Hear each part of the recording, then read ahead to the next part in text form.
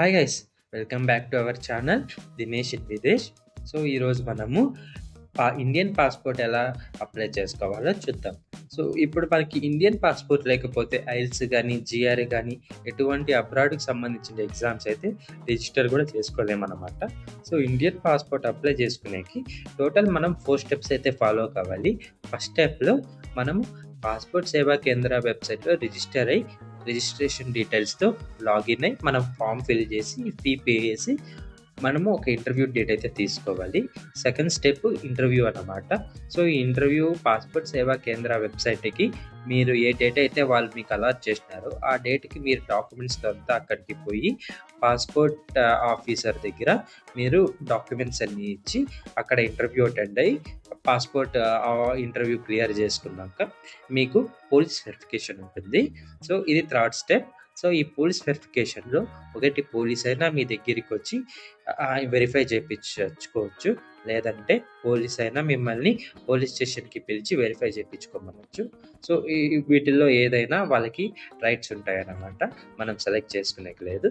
So final step వచ్చి police verification అయినాక final step delivery అవుతుందన్నమాట. సో ఈ డెలివరీకి ఇండియన్ గవర్నమెంట్ మనకి 2 ఆప్షన్స్ అయితే ఇచ్చింది. ఒకటి నార్మల్ పాస్పోర్ట్కి మీరు అప్లై చేసుకుంటే 30 to 45 days పడుతుంది మీకు పాస్పోర్ట్ డెలివరీ అయ్యి ఎంటైర్ ప్రాసెస్కి. లేదా మీరు అర్జెంటుగా ఎమర్జెన్సీ కావాలనుకుంటే తత్కాల్కి అప్లై చేసుకోవచ్చు. సో తత్కాల్లో మీకు 10-15 daysలో వచ్చేస్తుంది.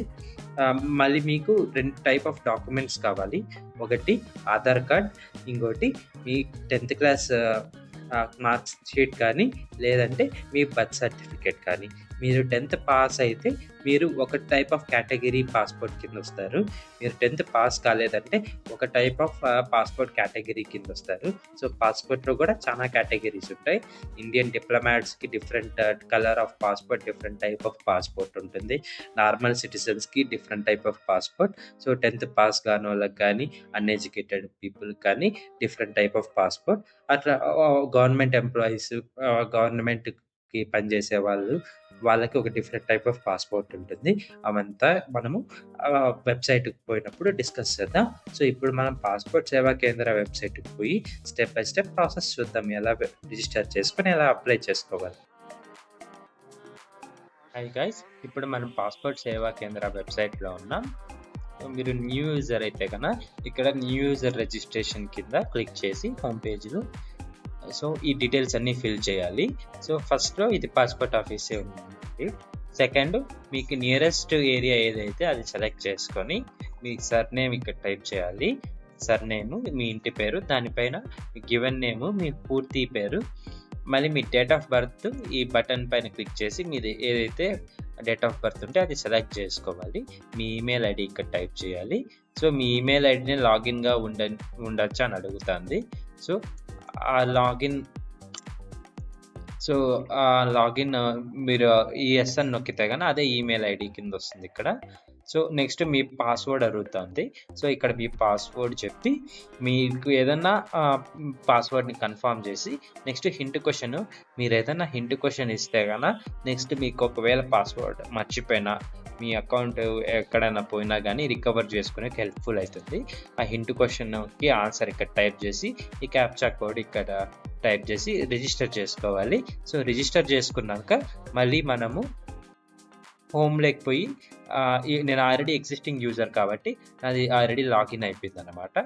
సో నేను ఇక్కడ apply for fresh passport or reissue passport పైన క్లిక్ చేస్తాను. మీరు ఆల్రెడీ అప్లై చేసిండేటివి ఇక్కడ పైన ఉంటాయి.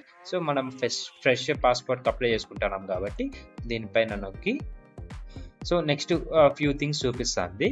సో మీరు ఆర్డినరీ పాస్పోర్ట్ అయితే బ్లూ కలర్లో ఉంటుంది, లేదా మీరు డిప్లొమాట్స్ అయితే మెరూన్ కలర్, మీరు ఒకవేళ గవర్నమెంట్ అఫీషియల్స్ అయితే వైట్ కలర్లో ఉంటుంది. సో నార్మల్ మోస్ట్ సిటిజన్స్కి బ్లూ కలర్దే ఉంటుంది. ఇది నొక్కి సో అప్లయింగ్, మీరు ఫ్రెష్ పాస్పోర్ట్ అయితే కనుక ఫ్రెష్ పాస్పోర్ట్ పైన క్లిక్ చేయండి. మీరు ఆల్రెడీ పాస్పోర్ట్ ఉండి రీఇష్యూ చేసుకోవాలనుకుంటే రీఇష్యూ ఆఫ్ పాస్పోర్ట్ పైన క్లిక్ చేయండి. సో మ్యాక్సిమం స్టూడెంట్స్ ఫ్రెష్ ఉంటుంది కాబట్టి ఇక్కడ ఫ్రెష్, ఇక్కడ మీరు నార్మల్ అయితే నార్మల్, తత్కాల్ అయితే తత్కాల్. నార్మల్ దాని ఫీజు వచ్చి 1500, తత్కాల్ ఫీజు వచ్చి 3500. మళ్ళీ మీకు ఇక్కడ 2 ఆప్షన్స్ అయితే ఉంది. 36 పేజెస్ ఒకటి, 60 పేజెస్ ఒకటి. సో 36 పేజెస్ అయితే గన మీకు తక్కువ పేజెస్ వస్తాయి. మీరు ఎక్కువ ట్రావెల్ చేస్తారు, మీకు ఎక్కువ పేజెస్ కావాలనుకుంటే 60 పేజెస్ తీసుకోండి. సో దీనికి రెండిటికి ఒక 500 డిఫరెన్స్ ఉంటుంది. సో నేనైతే నార్మల్ 36 పేజెస్ తీసుకున్నాను. మీరు ఎమర్జెన్సీకి మీకు 10 డేస్లో కావాలనుకుంటే తత్కాల్ తీసుకోండి. మీకు పర్లేదు, ఎంత టైం అయినా పర్లేదు అనుకుంటే 1 month 45 days అవుతుంది నార్మల్ అయితే. సో నెక్స్ట్ నొక్కండి. సో ఇక్కడ మీ డీటెయిల్స్ అన్ని ఫిల్ చేయాలన్నమాట. ఇక్కడ గివెన్ నేమ్ అంటే మీ పూర్తి పేరు, దాని తర్వాత సర్ నేమ్ అంటే మీ ఇంటి పేరు. మీరు ఇంటి పేరు టైప్ చేసి మీ జెండర్ ఏదైతే అది సెలెక్ట్ చేయండి. నెక్స్ట్ మీరు ఎప్పుడైనా ఇంకా పేరు మార్చినారా అయితే మీరు ఎస్ నొక్కండి, లేదంటే నో నొక్కండి. ఇక్కడ ఈ బటన్ పైన క్లిక్ చేసి మీ డేట్ ఆఫ్ బర్త్ ఏదో సెలెక్ట్ చేసుకోండి. మళ్ళీ మీరు పుట్టింది అవుట్ సైడ్ ఆఫ్ ద ఇండియానా లేదా అని అడుగుతుంది. మనకి మ్యాక్సిమం నో ఉంటుంది. మళ్ళీ మీరు ప్లేస్ ఆఫ్ బర్త్ ఎక్కడ పుట్టినారు అని అది టైప్ చేయండి. మళ్ళీ ఏ స్టేట్ అని చెప్పి ఇట్లా నొక్కితే డ్రాప్ డౌన్ వస్తుంది. ఆ డ్రాప్ డౌన్లో మీరు ఏ స్టేట్లో పుట్టినారో సెలెక్ట్ చేసుకోండి. నెక్స్ట్ మీరు ఏ డిస్టిక్లో పుట్టినారు, ఫర్ ఎగ్జాంపుల్ చిత్తూరు, అనంతపూర్, అట్లా మీరు సెలెక్ట్ చేసుకునే స్టేట్ని బట్టి డిస్ట్రిక్ట్స్ ఓపెన్ అవుతాయి.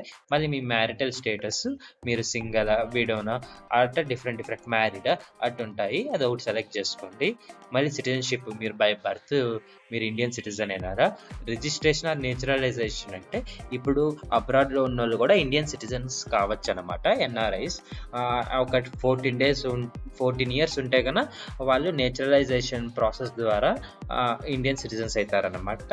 డిఫెన్స్ అంటే ఇప్పుడు ఆల్రెడీ అబ్రాడ్లో ఎన్ఆర్ఐస్ మన వాళ్ళు చాలా మంది ఉన్నారు కదా, వాళ్ళ పిల్లలు బై బర్త్ అమెరికాలో అయితే సిటిజన్స్ అయిపోతారు. మళ్ళీ వాళ్ళకి ఇండియన్ సిటిజన్షిప్ కావాలనుకుంటే వాళ్ళ తాత ముత్తాతలు ఇండియన్స్ కాబట్టి వాళ్ళ పైన ప్రూవ్ చేసుకొని వాళ్ళు ఇండియన్ సిటిజన్షిప్ మళ్ళీ తెచ్చుకోవచ్చు అనమాట.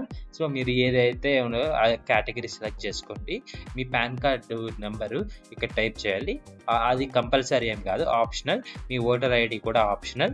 మళ్ళీ మీరు ఎంప్లాయ్మెంట్ టైపు ఎటువంటి టైప్లో పనిచేస్తున్నారు, ప్రైవేటా పబ్లిక్, అది సెలెక్ట్ చేసుకోండి. మళ్ళీ మీ ఎడ్యుకేషన్ క్వాలిఫికేషన్ ఎంతవరకు మీరు హైయెస్ట్ చదివినారో. సో 10th and below అయితే కనుక మీకు ఒక టైప్ ఆఫ్ పాస్పోర్ట్ ఉంటుంది, 10th and above అయితే ఇంకో టైప్ ఉంటుంది. సో మ్యాక్సిమం మాస్టర్స్కి, పిహెచ్డికి పోయే వాళ్ళు లేదా అండర్ గ్రాడ్కి పోయే వాళ్ళు ఇది క్లిక్ చేసుకోవాలి. మీరు ఏదో చూసుకొని క్లిక్ చేసుకోండి. సో మీరు అది క్లిక్ చేస్తేనే ఇక్కడ ఈ ఆప్షన్ ఫిల్ అయిపోతుంది. నెక్స్ట్ మీకు ఏదైనా మార్క్స్ ఉంటే కనుక పుట్టుమచ్చలు కానీ అటువంటివి, మళ్ళీ మీ ఆధార్ కార్డ్ నెంబరు, అదేం కంపల్సరీ కాదు కానీ ఏదో ఒకటైనా ప్రొవైడ్ చేయాలా, మీకు ఇంటర్వ్యూ అప్పుడు అడుగుతారు. సో ఈ డీటెయిల్స్ అన్ని ఫిల్ చేసి నెక్స్ట్ పేజ్కి పోదాం. సో నెక్స్ట్ పేజ్లో మీ ఫాదర్ నేమ్ కానీ లీగల్ గార్డియన్ నేమ్ కానీ అడుగుతుంది. So first name, middle name type చేయమంటుంది. అట్లే సర్ నేమ్ అంటే ఇంటి పేరు, మళ్ళీ మీ మదర్ నేము, మళ్ళీ తన ఇంటి పేరు. మళ్ళీ మీకు ఒకవేళ గార్డియన్ దగ్గర పెరిగి ఉన్నట్టయితే ఆ గార్డియన్ పేరు, వాళ్ళ ఇంటి పేరు, ఇవన్నీ ఫిల్ చేసేసి మీరు నెక్స్ట్ బటన్ నొక్కాలి. సో మీరు ప్రాసెస్ పోయే కొద్దీ ఈ సేవ్ మై డీటెయిల్స్ కూడా నొక్కచ్చు. సో మీ ప్రాసెస్ అంతా సేవ్ చేసుకుంటుంది. ఒకవేళ ఏదైనా నెట్ పోయినా, ఏదైనా రీలోడ్ అయినా కానీ మీ డేటా అంతా మళ్ళీ పోయి ఫస్ట్ నుంచి ఫిల్ చేయకుండా మీరు సేవ్ చేస్తారండి డీటెయిల్స్. సో అది ఫిల్ చేసినాక నెక్స్ట్ పేజ్లో మీ అడ్రస్ అడుగుతుంది అన్నమాట. మీరు ఇప్పుడు ప్రజెంట్ ఉండే అడ్రస్. సో ఇక్కడ మీ present address outside the ఇండియానా లేదా అని అడుగుతుంది. సో మీరు ఇండియాలో ఉంటారు కాబట్టి నో. మళ్ళీ ఇక్కడ మీ అడ్రస్ ఫిల్ చేసి మీ విలేజ్, సిటీ, టౌన్ అది టైప్ చేసి అది ఆ టౌన్ కానీ సిటీ కానీ ఎక్కడుందో, అది సిటీ మనము ఎక్కడుందో అది మనము ఏ స్టేట్లో ఉందో సెలెక్ట్ చేసుకోవాలి. మళ్ళీ ఆ టౌన్ ఏ డిస్ట్రిక్ట్ కింద వస్తుందో అది సెలెక్ట్ చేసుకోవాలి. నియరెస్ట్ పోలీస్ స్టేషన్ అది ఏదో టైప్ చేయాలి. దాని పిన్ కోడ్, మీ ఏరియా పిన్ కోడ్, మీ మొబైల్ నెంబరు, మీ దగ్గర ఉంటే టెలిఫోన్ ఉంటే కనుక టెలిఫోన్ నెంబర్ కూడా, మీ ఈమెయిల్ ఐడి నొక్కి. ఒకవేళ ఇది మీ ప్రజెంట్ అడ్రస్ అయితే ఎస్ నొక్కితే మళ్ళీ ఏ ట్యాబ్ ఓపెన్ కాదు, నో నొక్కితే మళ్ళీ ఇంకొక ట్యాబ్ ఓపెన్ అవుతుంది. సో ఇవన్నీ ఫిల్ చేసేసినాక మీరు నో నొక్కినాక నెక్స్ట్ ఇంకా ప్రజెంట్ అడ్రస్ కూడా ఫిల్ చేయమంటుంది. సో ఇవన్నీ ఫిల్ చేసేసి నెక్స్ట్ ట్యాబ్కి పదాం. సో అప్పుడే చెప్పినట్టు మీ దగ్గర పర్మనెంట్ అడ్రస్ ఉందా లేదా అని అడుగుతుంది. సో ఎస్ నొక్కితే కన్నా పైన ఉండేది మీ పర్మనెంట్ అడ్రస్ అని అడుగుతుంది. ఎస్ నొక్కితే ట్యాబ్ ఓపెన్ కాదు. సో నో నొక్కితే నో నొక్కినాక మీ పర్మనెంట్ అడ్రస్ డీటెయిల్స్ అన్ని ఫిల్ చేసి నెక్స్ట్ నొక్కుదాం. సో నెక్స్ట్ ట్యాబ్లో మీ నేమ్ అండ్ అడ్రస్ అడుగుతుంది. నెక్స్ట్ మీ మొబైల్ నెంబరు, మీ టెలిఫోన్ నెంబరు, మీ ఈమెయిల్ ఐడి, సో అవన్నీ టైప్ చేసి సేవ్ మై డీటెయిల్స్ దగ్గర నొక్కి నెక్స్ట్ నొక్కండి. దాని తర్వాత have you ever held any identity certificate అని అడుగుతుంది. సో ఐడెంటిటీ సర్టిఫికేట్ అంటే నార్మల్లీ ఈ టిబేటియన్స్కి ఈ అసైలం తీసుకునే వాళ్ళకి ప్రొవైడ్ చేస్తారు. మీరు ఇండియన్ సిటిజనే కాబట్టి మీరు నో నొక్కండి. సో మీరు ఏదన్నా ప్రీవియస్గా డిప్లొమాటిక్గా కానీ అఫీషియల్ గవర్నమెంట్ పాస్పోర్ట్ కానీ హెల్ప్ చేసినారా అని అడుగుతుంది. సో ఇది డీటెయిల్స్ మీరు ఒకవేళ డిప్లొమాట్ అయితే నొక్కండి, లేదంటే నో నొక్కండి. సో మీరు ముందు ఇంకెప్పుడైనా పాస్పోర్ట్ అప్లై చేసుకున్నారా, అప్లై చేసుకొని రాలేదని అడుగుతుంది. ఎస్ అయితే ఎస్, లేదంటే నో చెప్పండి. సో నేనైతే నో నొక్కుతాను. సో ఇవన్నీ ఫిల్ చేసి నెక్స్ట్ బటన్ నొక్కాలి. సో ఇక్కడ మిమ్మల్ని కొన్ని క్వశ్చన్స్ అడుగుతుంది. సో ఈ క్వశ్చన్స్ ఎందుకు అడుగుతుందంటే కొంతమంది పాస్పోర్ట్ తీసుకొని వేరే కంట్రీకి పోయి మిస్యూజ్ చేసి ఇండియాకి బ్యాడ్ నేమ్ తెస్తారన్నమాట. సో అందుకు మిమ్మల్ని ఏమన్నా మీకు ఏమైనా క్రిమినల్ రికార్డ్స్ ఉన్నాయా, మీరు ఏదన్నా కోర్టులో కేసు నడుస్తుందా, సో ఇటువంటివన్నీ మీరు పాస్పోర్ట్ అప్లై చేసి రిజెక్ట్ అయిందా, ఇటువంటి క్వశ్చన్స్ అన్నీ అడుగుతుంది అనమాట. సో వీటిలన్నిటికీ మ్యాక్సిమం మీరు అంత క్లీన్ హిస్టరీ ఉంటే కదా అన్నిటికీ నో పెట్టేయండి. ఒక క్వశ్చన్ చదువుకుంటా.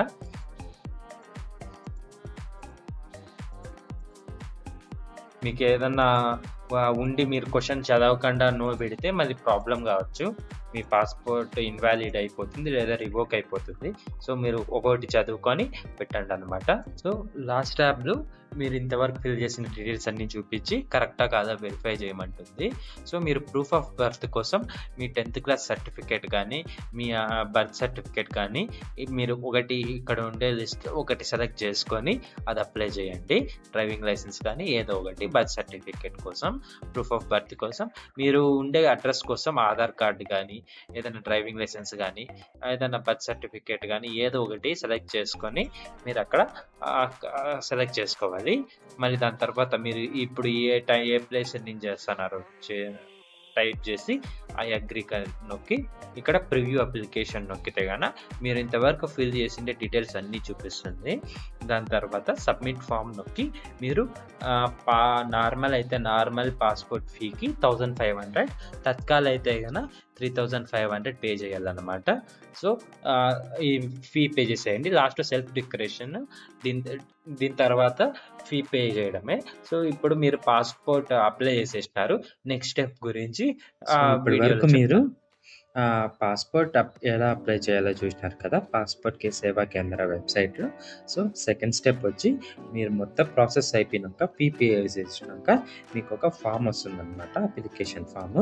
దాన్ని A4 ప్రింట్ తీసుకొని with documents like Aadhaar card, pan card, మళ్ళీ ప్రూఫ్ ఆఫ్ రెసిడెన్సీ చాలా ఇంపార్టెంట్. ప్రూఫ్ ఆఫ్ రెసిడెన్సీ కింద మీరు మీ ఎలక్ట్రిసిటీ బిల్ కానీ చూపించచ్చు. ఒకవేళ పర్మనెంట్ అడ్రస్ అయితే కన్నా గ్యాస్ బిల్ కానీ లేదా ఆధార్ కార్డులో సేమ్ అదే పర్మనెంట్ అడ్రస్ ఉంటే కన్నా ఆధార్ కార్డ్ సరిపోతుంది. ఒకవేళ లేదు మీరు రెంటెడ్ హౌస్లో ఉంటే కన్నా మీ రెంట్ అగ్రిమెంటు, ఆ రెంట్ అగ్రిమెంట్ మీ పేరు పైనే ఉండాలా. మీ పేరెంట్స్ పేరు పైన కానీ ఇంకెవరి పేరు పైన అంటే వాళ్ళు యాక్సెప్ట్ చేయరు.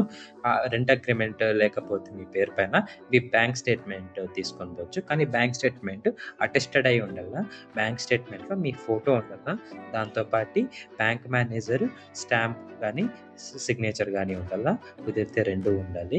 సో ఈ రెండు ఏవో ఒకటి తీసుకొని పోయి మీకు వీసా ఇంటర్వ్యూ లెక్క జరుగుతుంది. అది పాస్పోర్ట్కి మీకు దగ్గర జస్ట్ డాక్యుమెంట్స్ అడుగుతారు, ఏదన్నా ప్రాబ్లం ఉంటే చెప్తారు. నెక్స్ట్ మీకు ఏదన్నా డాక్యుమెంట్ మిస్ అయితే నెక్స్ట్ ఇంటర్వ్యూ లోపల తెచ్చుకోమంటారు. మీరు ఫస్ట్ టైం పోయేటప్పుడే అన్ని డాక్యుమెంట్స్ ప్రాపర్‌గా చెక్ చేసుకొని పోండి. ఎందుకంటే మీరు తత్కాల్ అయితే ఫాస్ట్‌గా అయితుందేమో గానీ నెక్స్ట్ డేట్, నార్మల్ అయితే 1 మంత్ తర్వాత నెక్స్ట్ ఇంటర్వ్యూ ఇస్తారు. ఫర్ ఎగ్జాంపుల్ ఈరోజు 5th ఆఫ్ ఎనీ మంత్ అనుకోండి. Next interview next month 5th అట్లా ఉంటుంది. సో మీరు అన్ని డాక్యుమెంట్స్ ప్రాపర్‌గా చెక్ చేసుకొని, వెరిఫై చేసుకొని తీసుకొని పోండి. సో ఇట్లా పాస్‌పోర్ట్ ఇంటర్వ్యూ అయిపోయినాక మీకు పోలీస్ వెరిఫికేషన్ ఉంటుంది. ఒకటి పోలీస్ మీకు ఫోన్ చేసి వాళ్ళైనా మీ ఇంటికొస్తారు. లేదంటే మిమ్మల్నైనా పోలీస్ స్టేషన్‌కి రమ్మంటారు. ఇక్కడ నేను అందరూ అని చెప్పను గానీ, కొంతమంది పోలీసులు మీ దగ్గర బ్రైబ్ తీసుకునేకి ట్రై చేస్తారు. సో, ఇప్పుడొచ్చే స్టూడెంట్స్ అయినా కరప్షన్‌ని అవాయిడ్ చేయండి. మేము ఇయ్యమని చెప్పండి. ఎటువంటి మనీ ఇయ్యాల్సిన అవసరం లేదు పోలీసులకి. ఆల్రెడీ మీరు పే చేసిన 1500 గానీ, 3500 మనీలోనే ఆ మొత్తం అమౌంట్ వాళ్ళ చార్జెస్ కూడా ఉంటాయి. సో, మీరు వాళ్ళ ఇంటికొస్తే మీరేదైనా సీసీ కెమెరా ఆన్ చేసేదో, లేదా మీ ఫోన్‌లో రికార్డ్ చేసుకునేదో చేసుకుంటే మీకు ప్రూఫ్ లెక్క ఉంటుంది. వాళ్ళేదైనా బ్రైబరీ అడిగినా, ఏదడిగినా. లేదంటే మీరు పోలీస్ స్టేషన్‌కి పోయినప్పుడు కూడా వాళ్ళేదన్నా బ్రైబ్ అడిగితే మీరు హైయర్ అఫీషియల్స్‌కి కంప్లెయింట్ చేస్తామనో, లేదా పాస్‌పోర్ట్ సేవా కేంద్ర ఆఫీస్‌లో చెప్తామనో, లేదా పీఎంఓ ఆఫీస్ వెబ్‌సైట్ ఉంటుంది. అక్కడ కంప్లెయింట్ చేస్తామని చెప్తే వాళ్ళు ఆబ్వియస్‌గా మీకు ఏ ప్రాబ్లమ్ లేకుండా చేసిస్తారనమాట. వాళ్ళు 10 డేస్, 15 డేస్ లోపల పాస్‌పోర్ట్ సేవా కేంద్రాకు కూడా వాళ్ళ అప్డేట్ అనేది ఇయ్యాల. వాళ్ళు ఎటువంటి ప్రాపర్ రీజన్ లేకుండా మీరు అప్డేట్ గానీ వాళ్ళ మిస్‌యూజ్ చేసి వాళ్ళ పవర్‌ని రాంగ్ అప్డేట్ ఇస్తే మీరు పాస్‌పోర్ట్ సేవా కేంద్ర హెడ్ క్వార్టర్స్‌కి పోయి కంప్లెయింట్ చేస్తే మీ కేస్ అనేది వాళ్ళు పర్సనల్‌గా డీల్ చేసి వాళ్ళు చూసుకుంటారనమాట. సో, మాక్సిమం కరప్షన్‌ని అవాయిడ్ చేయండి. దాని తర్వాత మీకు ఫైనల్లీ డెలివరీ అనేది ఉంటుంది. మీరు తత్కాల్ అయితే 3500 రూపీస్ పే చేసింటే మీకు 10-15 డేస్‌లో మొత్తం ప్రాసెస్ అయిపోయి అవుతుంది. ఒకవేళ మీరు నార్మల్ డెలివరీ అయితే పాస్‌పోర్ట్ అయినా మీకు నార్మల్‌గా 30-40 డేస్ పడుతుందనమాట టైము. డెలివరీ అనేది మీ డోర్ స్టెప్‌కే వస్తుంది. ఒక పోస్ట్ మ్యాన్ వచ్చి మీకు పాస్‌పోర్ట్ తెచ్చిస్తారు. So, happy journey to abroad. ఈ వీడియో గానీ మీకు నచ్చినట్టయితే మీ ఫ్రెండ్స్ అండ్ ఫ్యామిలీకి షేర్ చేయండి. సబ్స్క్రైబ్ చేయండి. సో, ఇటువంటి వీడియోస్ మీకేమన్నా కావాలంటే కామెంట్‌లో పోస్ట్ చేయండి. నేను ఇటువంటి వీడియోస్ మీకు హెల్ప్‌ఫుల్ అయ్యేటివి చేసేకి ట్రై చేస్తాను. So, see you. Keep hustling. ఇట్లు మీ Dinesh. Until next time. By.